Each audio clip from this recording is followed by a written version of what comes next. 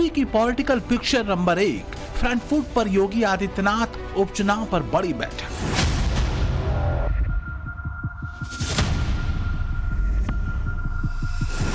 UP की political picture number 2, JP Nadda से मिले केशव प्रसाद मौर्य।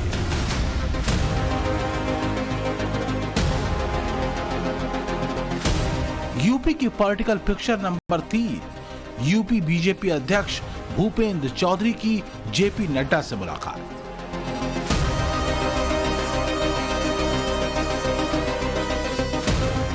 यूपी की political picture number 4, PM Modi से मिले भूपेंद्र चौधरी, करीब 1 घंटे तक चली बैठक।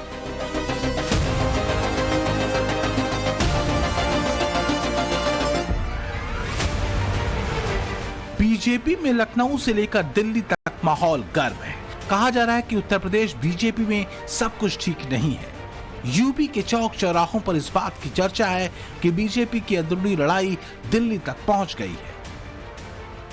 हम सावधान करना चाहते उत्तर प्रदेश की जनता को भी कि भारतीय जनता पार्टी के लोग आपस में लड़कर के और कुर्सी की लड़ाई में पूरा एडमिनिस्ट्रेशन खत्म कर दिया है। चर्चा के सेंटर में है यूपी के सीएम योगी आदित्यनाथ और डिप्टी सीएम केशव प्रसाद मौर्य। हर तरफ बस एक ही सवाल है, क्या यूपी में सीएम और डिप्टी सीएम के बीच सब कुछ ठीक नहीं है? जब ये सरकार का गठन हुआ था उसी समय से ये चीज़ें यूपी से नहीं चल रही, ये चीज़ें दिल्ली से चल रही हैं। दिल्ली से किसी बड़े नेता की उनको शय है कि आप मतलब स्टेट में वो करो, तो वो चल रहा है, वही चीज़ चल रही है। वो वेट कर रहे थे कि पार्लियामेंट का रिजल्ट का, तो जब पार्लियामेंट का रिजल्ट आ गया तो ये चीज़ें बढ़ गई वहाँ पे। जब लखनऊ में बैठ के लॉबिंग कर रहे हैं मंत्री संतरी सब लोग, तो जनता की आवाज कौन सुनेगा? इसे उस वक्त और हवा मिल गई जब लखनऊ में मुख्यमंत्री योगी आदित्यनाथ ने उपचुनाव को लेकर मंत्रियों की बैठक की। मंत्रियों के साथ योगी ने मंथन किया, 30 मंत्रियों की टीम बनाई, सबको उपचुनाव की विशेष जिम्मेदारी दी गई, लेकिन स्पेशल 30 में यूपी के डिप्टी सीएम शामिल नहीं है। निश्चित रूप से 10 विधानसभाओं का उपचुनाव है तो भारतीय जनता पार्टी के लिए बहुत महत्वपूर्ण है। तो उन सभी सीटों को चुनाव जीतें, इसके साथ ही जिम्मेदारी सब मंत्रियों को मिली है। उनमें गाजियाबाद की जिम्मेदारी हमारे पास भी है। सब कार्यकर्ता मिलकर के उनसे तालमेल, उनसे बातचीत, उनसे संपर्क, उनकी भावनाओं का सम्मान करते हुए भारतीय जनता पार्टी सभी चुनाव जीते, ऐसा निर्देश मुख्यमंत्री ने दिया। योगी के इस स्पेशल 30 से जुड़ी पूरी जानकारी आपको आगे देंगे। किस मंत्री को क्या जिम्मेदारी मिली है ये भी बताएंगे, लेकिन सवाल फिर वही उठ रहे हैं, इस स्पेशल 30 में डिप्टी सीएम के नहीं होने के पीछे की कहानी क्या है? बड़ा सवाल है, क्या यूपी में अभी जो कुछ चल रहा है वो बीजेपी में किसी बड़े फेरबदल की आहट है? यूपी के डिप्टी सीएम केशव प्रसाद मौर्य दिल्ली पहुंचे। बीजेपी के राष्ट्रीय अध्यक्ष जेपी नड्डा से केशव प्रसाद मौर्य की 1 घंटा लंबी बातचीत हुई। दोनों के बीच किन किन मुद्दों पर चर्चा हुई, हमारे पास इसकी पूरी इनसाइड डिटेल मौजूद है। इसी बीच डिप्टी सीएम केशव प्रसाद मौर्य ने जेपी नड्डा से मुलाकात के बाद अपना पुराना संगठन और सरकार वाला बयान एक्स पर दोहराया, लेकिन कुछ ही देर बाद उसे डिलीट कर दिया। लेकिन कुछ देर बाद ही उसे फिर से पोस्ट कर दिया। दरअसल रविवार को प्रदेश कार्यकारिणी की बैठक में केशव प्रसाद मौर्य ने ऐसा ही तेवर दिखाया कि खबरों में आ गए। केशव प्रसाद मौर्य ने ऐसा बयान दिया जिसे लोग उनके और सीएम योगी आदित्यनाथ के बीच की कथित तकरार से जोड़कर देखने लगे।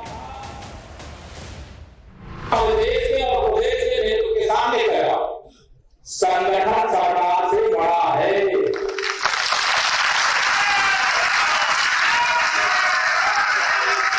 संगठन से बड़ा कोई नहीं होता है। संगठन सरकार से बड़ा है, बड़ा था, बड़ा रहेगा। मौजूदा वक्त और माहौल को देखते हुए केशव प्रसाद मौर्य का यह बयान बहुत बड़ा था। केशव प्रसाद मौर्य ने यह बयान मुख्यमंत्री योगी आदित्यनाथ के सामने ही दिया। उस दौरान वहां जेपी नड्डा भी मौजूद थे। बाद में नड्डा दिल्ली आ गए, लेकिन ट्विस्ट तब आ गया जब उनके पीछे पीछे केशव प्रसाद मौर्य भी दिल्ली आ गए। केशव प्रसाद और नड्डा में मुलाकात होती है।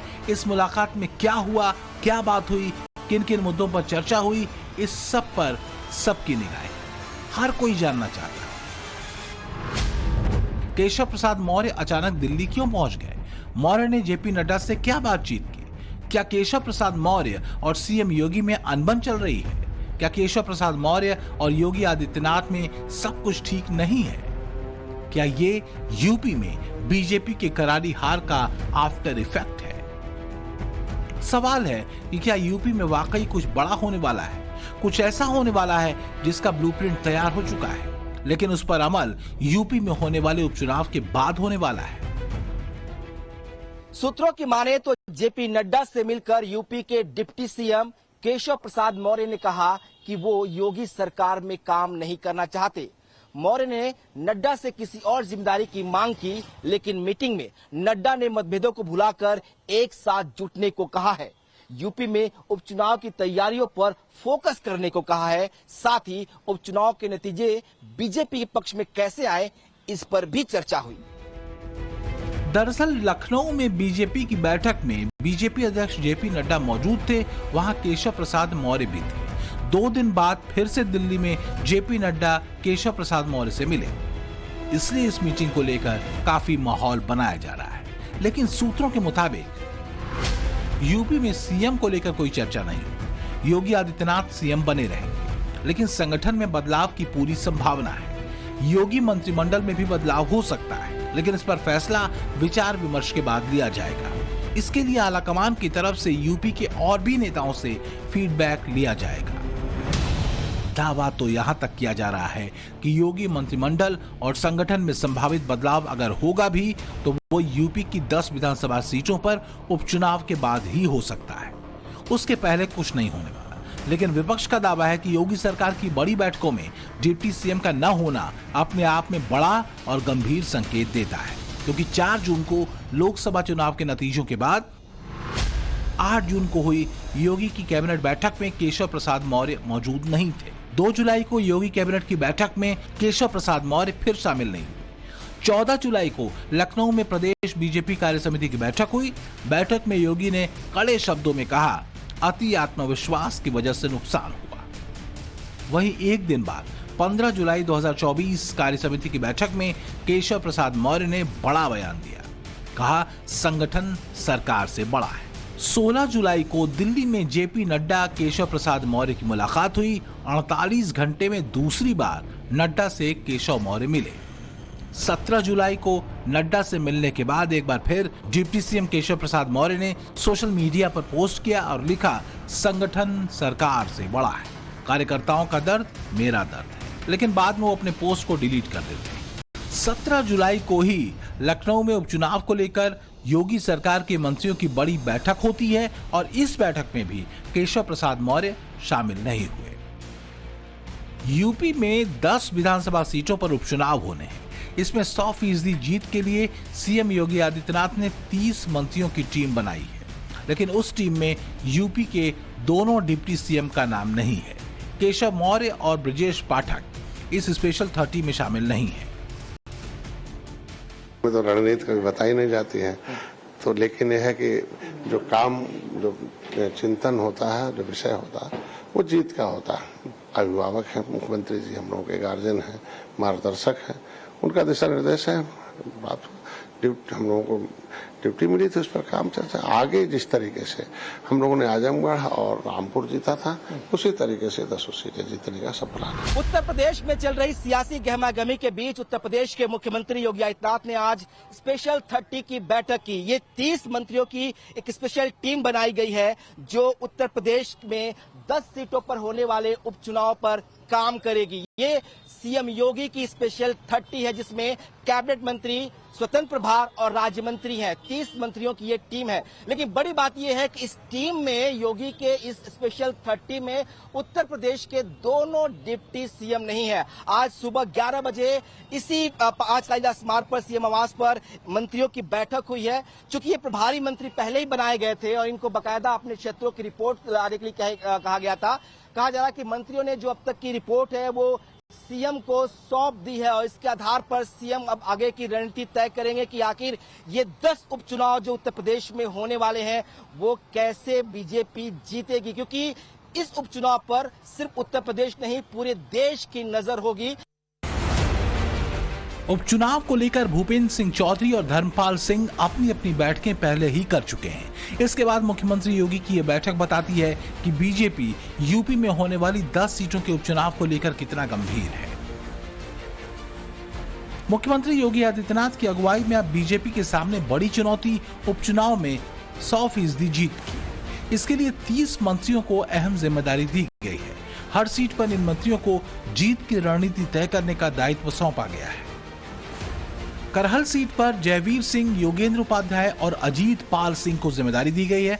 वहीं कटेहरी सीट पर स्वतंत्र देव सिंह, आशीष पटेल और दयाशंकर मिश्र को जिम्मेदारी दी गई। सीसामऊ सीट पर सुरेश खन्ना और नितिन अग्रवाल को जिम्मेदारी दी गई है, जबकि अयोध्या के मिल्कीपुर में जीत दिलाने की जिम्मेदारी सूर्य प्रताप शाही, मयंकेश्वर शरण सिंह, गिरीश यादव और सतीश शर्मा को दी गई। फूलपुर सीट पर दयाशंकर सिंह और राकेश सचान को जिम्मेदारी दी गई है। मझवा सीट पर अनिल राजभर, आशीष पटेल, रविंद्र जायसवाल और रामकेश निषाद को जिम्मेदारी दी गई है। गाजियाबाद सदर सीट पर सुनील शर्मा, ब्रिजेश सिंह और कपिल देव अग्रवाल को जिम्मेदारी मिली है। वहीं मीरापुर सीट पर अनिल कुमार, सोमेंद्र तोमर और केपीएस मलिक। खैर सीट पर लक्ष्मी नारायण चौधरी और संदीप सिंह को जिम्मेदारी दी गई है। तो वहीं कुंदरकी सीट पर धनपाल सिंह, जेपीएस राठौर, जसवंत सैनी और गुलाब देवी को जिम्मेदारी दी गई। उत्तर प्रदेश की जिन 10 सीटों पर उपचुनाव होना है उनमें से 5 सीट पर समाजवादी पार्टी का कब्जा था। बाकी की 5 सीटें बीजेपी और उसके सहयोगी पार्टियों के पास थी। लेकिन लोकसभा चुनाव के बाद समीकरण बदल चुके हैं। यूपी में बीजेपी की न केवल सीटें घटी बल्कि वोट शेयर भी गिरकर 41% रह गया। यही नहीं, इस बार के चुनाव में SC/ST और OBC वोटर भी बीजेपी से दूर होता नजर आया। यही वजह है कि बीजेपी को बड़ी जीत दिलाने के लिए सीएम योगी आदित्यनाथ ने अपने स्पेशल 30 को स्पेशल टास्क सौंपे। स्पेशल टास्क नंबर 1, मंत्री राज्य मंत्री उपचुनाव पर ध्यान दें। स्पेशल टास्क नंबर 2, जहां की जिम्मेदारी मिली वहां का दौरा करें। स्पेशल टास्क नंबर 3, कम से कम 2 दिन संबंधित जिले में रहें। स्पेशल टास्क नंबर 4, हफ्ते में 2 दिन क्षेत्र में रात्रि विश्राम करें। स्पेशल टास्क नंबर 5, कार्यकर्ताओं से लगातार संपर्क में रहें। और स्पेशल टास्क नंबर 6, बूथ को मजबूत बनाने पर काम करें। इस वक्त देश में सबसे ज्यादा चर्चा यूपी, योगी और वहां की राजनीति में मची हलचल की हो रही है। यूपी को लेकर बहुत सी बातें कही जा रही हैं, योगी आदित्यनाथ को लेकर काफी कुछ कहा जा रहा है, लेकिन इन सब बातों की परवाह किए बगैर योगी आदित्यनाथ उन चीजों पर काम कर रहे हैं जिससे प्रदेश में सरकार और संगठन दोनों मजबूत हो। यही वजह है कि योगी फ्रंट फुट पर है। लखनऊ से विनोद मिश्रा के साथ bureau report, times now, Navbharat.